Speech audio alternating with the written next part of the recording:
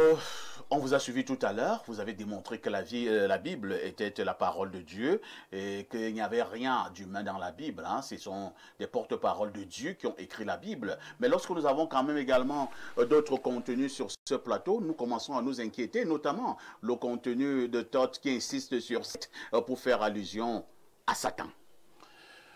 Je te remercie, parfait ici. Ce que je voudrais dire ici, c'est que je commence par dire un verset dans Jean 21, versets 24 et 25. Ce disciple qui rend témoignage de ces choses et qui les a écrites, et nous savons que son témoignage est vrai.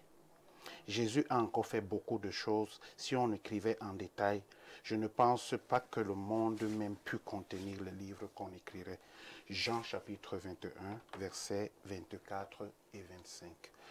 Je reviens au propos de notre ami Toth. D'abord pour dire une chose. Les références de son égyptologie ne sont pas toujours les références universelles.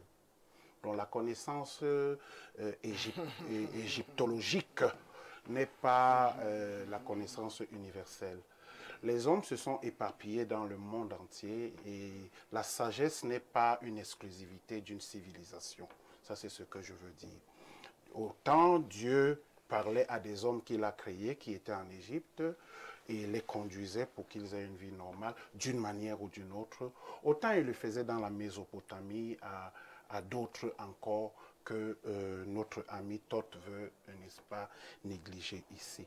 Je veux dire aussi que il faut qu'il fasse attention lorsqu'il interprète la Bible. Il lit la Bible. Je vois d'abord qu'il ne l'a pas lu parce que vous pouvez citer la Bible, mais vous ne l'avez pas lu. Moi, je l'ai lu au moins 25 fois.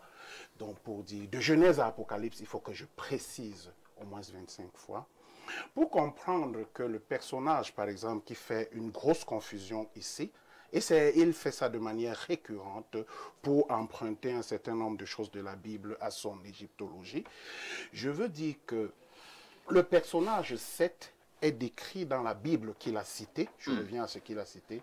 C'est le troisième personnage après Adam. C'est-à-dire que c'est un des fils d'Adam, le troisième fils. C'est-à-dire qu'il est la cinquième personne qui ait existé dans ce monde-ci.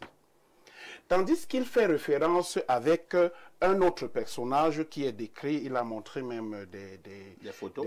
Oui, tout à fait, sur le personnage qui s'appelle Joseph, qui faisait entrer, n'est-ce pas, parce que par deux fois, la Bible référencie l'entrée des Hébreux en Égypte, d'abord avec l'un de leurs pères qui s'appelait Abraham, qui est entré, mais il a fait un bref séjour et il est remonté, tandis que le personnage que l'Égypte a vraiment connu, c'est le personnage qu'on a appelé Joseph, et qui est venu avec toute sa famille sous son père qui s'appelait Jacob, et ils ont fait un séjour.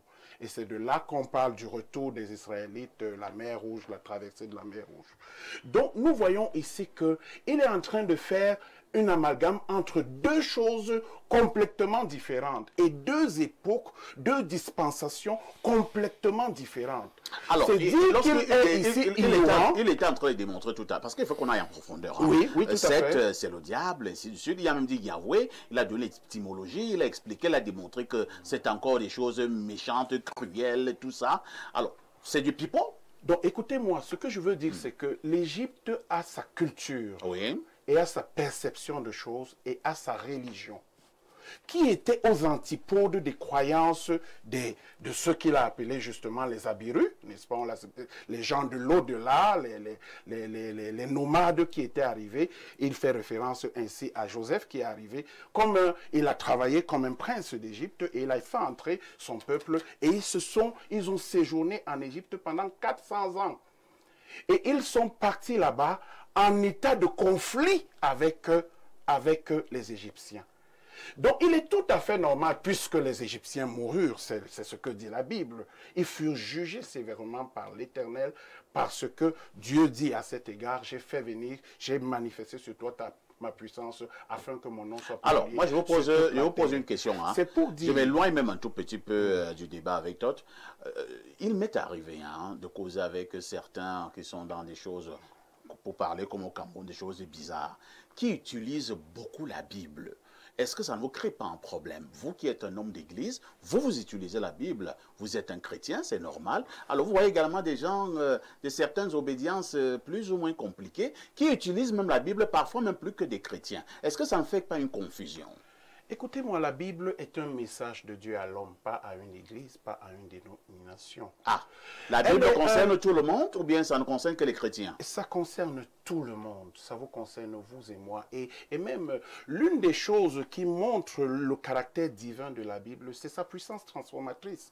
Parce que vous lisez la Bible, elle va changer votre façon de voir, votre façon de comprendre. Elle va changer votre morale.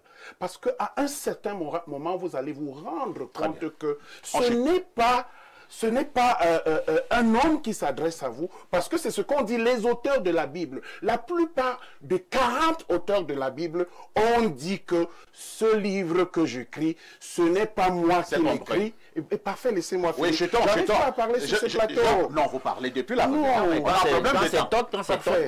pouvez pas dire ça. J'essaie juste de le parce qu'il a dit des choses gravissimes contre le livre qui est principalement le livre sacré des chrétiens.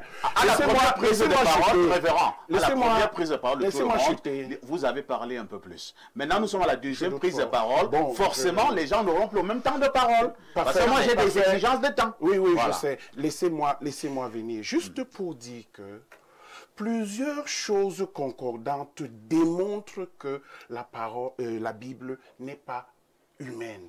Parce que tous les auteurs... Qu'est-ce qui le démontre? C'est justement ça que je dis. Première chose, tous les auteurs, quand vous écrivez votre livre, vous vous tapez la poitrine, j'ai écrit un livre.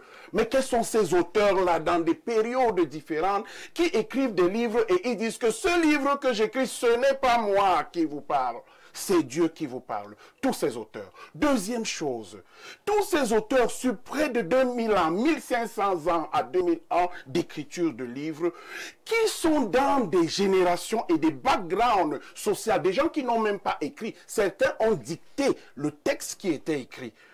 On redit la même chose, ils vont dans la même direction, avec le même sens. Troisième chose, vous avez environ 25 000 manuscrits qui sont trouvés dans la mer Rouge, des vieux manuscrits et qui sont des textes de la Bible, de la mer morte, 25 000 manuscrits. Et donc tous les scientifiques s'accordent à dire l'authenticité de ces livres. Alendo, et que lui, c'est compris, révérend. Il nous reste 12 minutes. Est sorti du ciel, Donc, nous passons la parole à Alendo.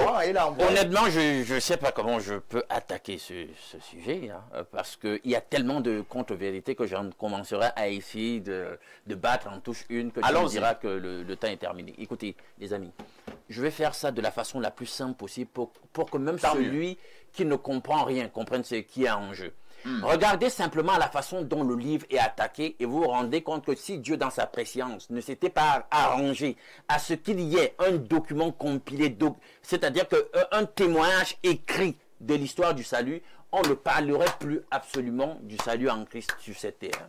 Je pense que dans sa préscience, il a vu qu'il fallait absolument qu'il y ait un document écrit et nous l'avons. Et comment nous l'avons aujourd'hui?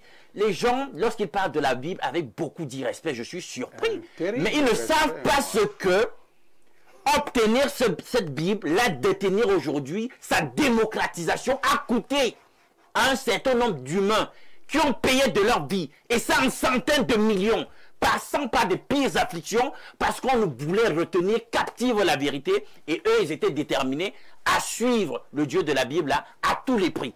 Ça, on ne le raconte pas. Pourquoi ils ne parlent pas de ces millions de chrétiens qui sont morts, martyrisés, parce qu'ils voulaient vivre selon les prescriptions de la Bible, et qu'on voulait occulter la Bible? Vous avez dit que vous voulez démonter un certain nombre de contre-vérités qui ont été dites. Non, mais ça, je suis en train, justement, par exemple, lorsqu'on parle de la Bible, le livre de Satan, mais c'est incroyable, il y a des études qui démontrent qu'en réalité, c'est scientifiquement prouvé, l'histoire de la tour de Babel est vraie, c'est prouvé scientifiquement, c'est-à-dire qu'on arrive à démontrer qu'il y a une racine commune à toutes les langues de la terre. C'est-à-dire que si nous venons donc d'une même source, langagièrement parlant, ça veut dire qu'il y a un héritage commun. Et justement, j'ai lu des tas d'auteurs qui démontrent la proximité entre le paléo-hébreu. Parce que ce que vous entendez là, qu'on a aujourd'hui dans les manuscrits là, hein, l'araméen, c'est pas le paléo-hébreu, c'est-à-dire que ça c'est la langue des Babyloniens. C'est pas la langue que ceux qui ont mené l'exode, hein, les Israélites qui sont sortis d'Égypte à cette époque, la langue qu'ils parlaient et qu'ils écrivaient, il y a un autre alphabet, et qui est très proche de l'égyptien de cette époque.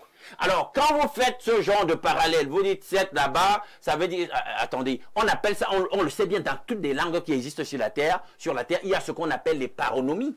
C'est-à-dire que ce n'est pas parce qu'il y a une proximité vocalique entre deux mots, de deux langues, ou même dans la même langue, que ça veut dire forcément qu'ils ont le même référentiel historique ou qu'ils ont le même sens sur le plan sémantique. Donc il faut arrêter ce genre de petites gesticulations intellectuelles qui donnent du crédit pour ceux qui ne connaissent pas, mais qui ne signifient rien face à ceux qui ont bien leurs neurones en place. La Bible, qu'est-ce qui peut conforter la Bible? La prophétie biblique. D'entrée de jeu, vous êtes dans le premier livre de la Bible, le proto-évangile, qui est une prophétie aussi, il faut le dire, annonce déjà le Christ, qui va venir près de 4000 ans par la suite. 4000 ans.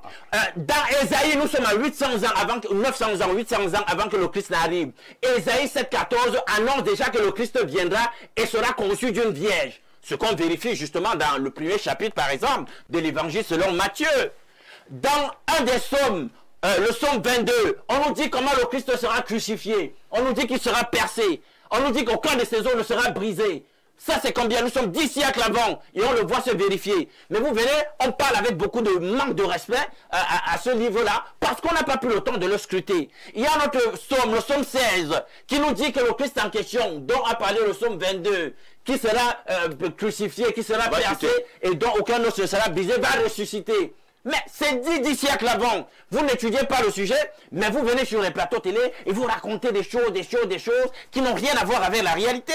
Mais ceux qui ont pris du temps à consacrer à l'étude de ce livre se rendent compte que quoi qu'il arrive, comme leurs prédécesseurs, les premiers croyants, vous aurez beau attaquer la Bible, le livre en question, en raison de son pouvoir transformateur dans la vie de ceux qui font une expérience de foi avec lui. C'est le plus grand argument. Vous aurez beau pérorer, sortir toute la documentation égyptienne, ce que ce livre fait dans la vie des gens, vous ne pourrez pas le leur enlever. Je suis désolé. C'est de ça qu'il s'agit et c'est par là que je sors. C'est compris. Hein? Repartons du côté du plus 33, c'est la France. Bonjour à tout le plateau, bonjour à Parfait Haïssi, le Issa Chiroma de la communication.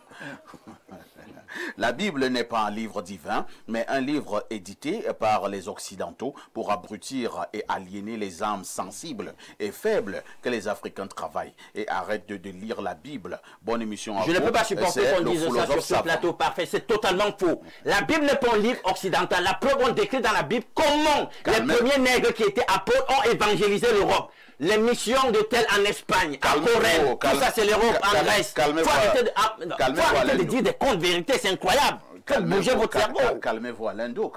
Autant vous êtes en train de refuter les contre-vérités, autant quelqu'un vous dira que vous n'êtes pas la vérité. Bon, alors, Otep, Ak, Houcha, Senep, Ma, Kéro, offraient toutes remplies de science. Il serait naïf de croire que la Bible, tel un souffle tombé du ciel, fut transcrite sans l'ombre d'une main humaine. En vérité, ces livres que d'aucuns tiennent pour la parole sacrée n'est qu'un palimpseste des siècles, une fresque composite et tissée par les hommes, pour les hommes.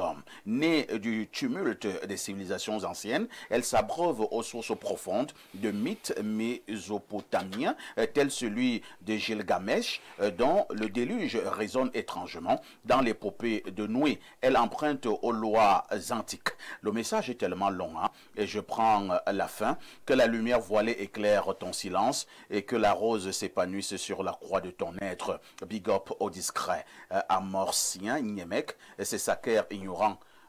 Djedouma. Ah bon? Donc Blériot est un amorcien. Il dit que discret. Dans la même Bible, il y a des passages connaissez. où il est dit, ceci ne vient pas de Dieu, ça vient de moi. Un autre message qui ne vient du plus, c'est 33. Alain Douk, calmez-vous, calmez-vous. Prenez un verre d'eau, Alain Douk. Alors, bonjour à vous sur le plateau. Parfait à ici. La Bible est un recueil d'affabulations et quiconque a un cerveau en bonne santé peut le voir tellement c'est incohérent. Dieu n'a jamais créé l'homme à son image. C'est l'homme qui a créé un Dieu à son image. Observez un peu. Dans la Bible, on nous parle d'un Dieu jaloux, vengeur, qui peut se fâcher, qui peut être content et qui aime être glorifié. Voilà donc des caractéristiques typiquement humaines. Comment une entité divine peut être contente ou fâchée? Donc, en gros, leur Dieu n'est pas différent de l'homme qui est totalement faillible. On nous parle d'un document universel, mais aucun élément spatio-temporel ne fait référence à Kousséri ou à Hong Kong, dont leur Dieu, là, n'avait pas conscience des autres civilisations. Il n'y a pas de Jésus ni de Allah, tout ça c'est du pipeau pour endoctriner les masses. La seule véritable lumière vibre dans nos cœurs et dans tout ce qui vit. Alors, ceux qui ont parlé tout à l'heure, au fond comprendre que vous dites des choses qui n'ont pas de sens, pour être poli, ce sont des contre-vérités. Vous vous appuyez sur certains mots pour arriver à des déductions, en réalité, qui ne devront pas être. J'ai l'impression que leur critique repose sur le fait que lorsque je parlais, ils n'étaient pas attentifs. J'ai d'abord montré l'arrivée des Hébreux en Égypte. Et je crois que le pasteur l'a confirmé tout à l'heure. Donc si les Hébreux sont arrivés en Égypte, ça veut dire que forcément, ils se sont accointés à la culture égyptienne, ce qui est normal. D'ailleurs, on appelait Moïse l'Égyptien. Donc, il ne sait pas de quoi il parle. Il se base seulement sur les mots que j'ai dit, Allah, Yahweh. Est-ce que j'ai seulement parlé de la langue? J'ai précisé la querelle d'un pharaon nommé Sekenreta contre un roi envahisseur, le roi Ixos, qui constituait les peuplades hébreux venus de Mésopotamie. J'ai précisé que ce roi nommé Apophis, écoutez d'abord le nom de ces rois. Il y a un qui s'appelait Semken. Dans Semken, vous avez Sem, les rois étrangers là. Il y a l'autre qui s'appelait Jacob Baal. Jacob Baal, il a existé autour de moins 1621, c'est-à-dire 1621 avant l'ère actuelle. Il s'appelait Jacob Baal. C'est le nom de ces rois, des Hébreux là, qui ont choisi la divinité Seth. Il y a l'autre qui s'appelait Kian ou Satan, Satan. Un roi qui s'appelle Satan, Satan, Sétos. L'autre l'appelle Sétos, l'autre l'appelle... Un roi qui s'appelle Satan. Satan, oui, les rois des Hébreux, les Hébreux là, qui disent qu'ils ont rien en Égypte. L'autre s'appelait Apophis. Apophis, c'est le dieu du chaos, du désordre, du mal dans le panthéon égyptien. Ils ont pris les divinités qui ressemblent à Yahweh, à Elohim, qui a les mêmes caractéristiques que Yahweh, Elohim, pour montrer que Yahweh, le dieu de la Bible, est Satan. Écoutez les manifestations de Yahweh. Psaume 18, verset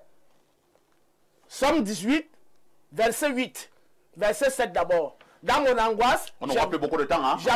J'invoquais Yahweh, vers mon Dieu, lançais mon cri. Il entendit le son de ma voix. Et bon, voilà. Et la terre ébranla et chancela. Les assises des montagnes frémirent. Sous la colère, et elles furent ébranlées. Une fumée monta de ses narines et de sa bouche.